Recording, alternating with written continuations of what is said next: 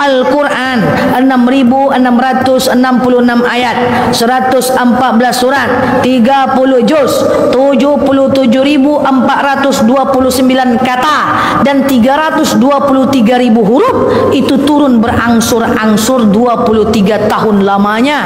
13 tahun di Mekah namanya surat Makkiyah, 10 tahun di Madinah namanya surat Madaniyah.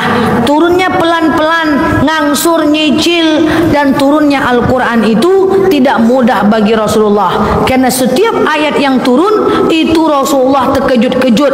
Kadang ayat itu turun, malaikat Jibril ngomong dari belakang langit. Kadang-kadang suara gerincingan lonceng pekak ke telinganya. Kadang-kadang turun dari kadang-kadang melalui suara burung yang sangat pekak. Kadang-kadang turun dengan cara yang bermacam-macam. Kasihan kita nengok Rasulullah, terkejut-kejut dia setiap wahyu datang, terkejut-kejut.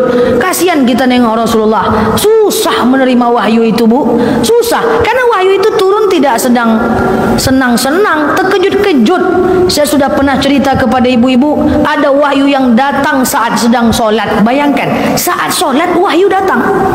Saya teringat sebuah kisah yang saya paling takjub di antara semua kitab yang saya baca.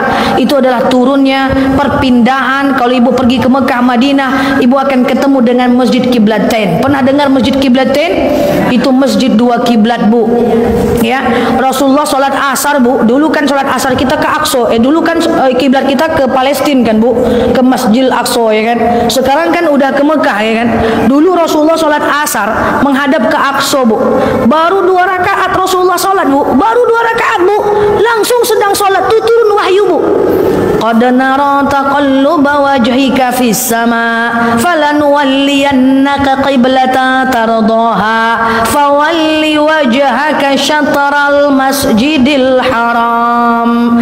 Hadapkan mukamu ke Masjidil Haram. Bayangkan, Bu, lagi solat, fawalli wajhaka syatral masjidil haram. Hadapkan mukamu ke Masjidil Haram. Bayangkan galaunya Rasulullah. Benar enggak nih? Benar enggak nih? Ibu jangankan wahyu turun lagi solat, paket datang aja pening kepala ibu.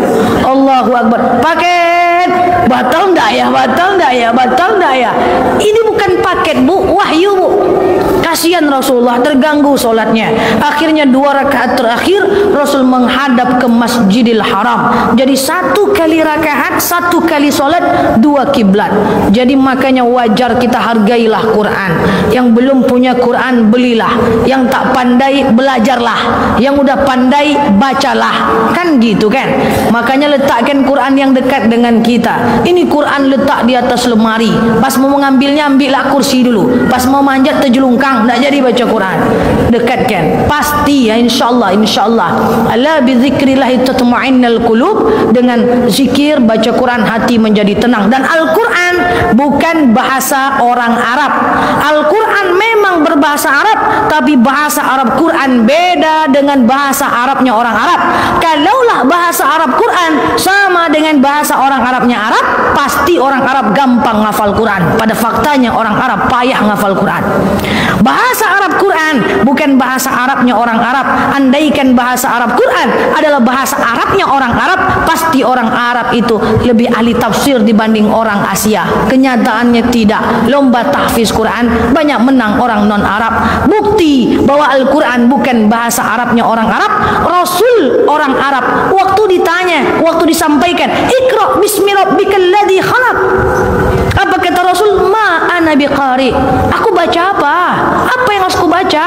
Iqra bismi rabbikal ladzi khalaq. Ma ana biqari. Aku tak pandai baca. Bukan Rasul maksudnya tak pandai baca tulis, maksudnya adalah Rasul tak ngerti itu bahasa apa.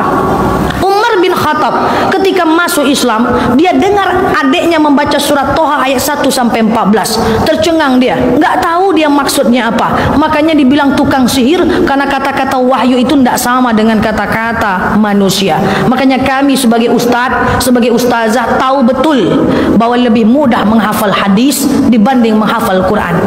Karena hadis lebih mudah.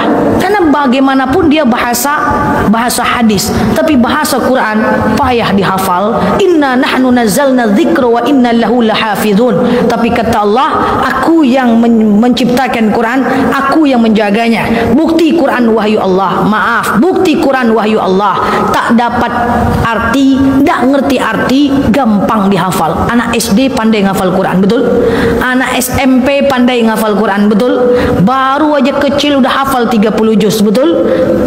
Enggak masuk akal, tak paham artinya, enggak ngerti bahasanya, bisa menghafal.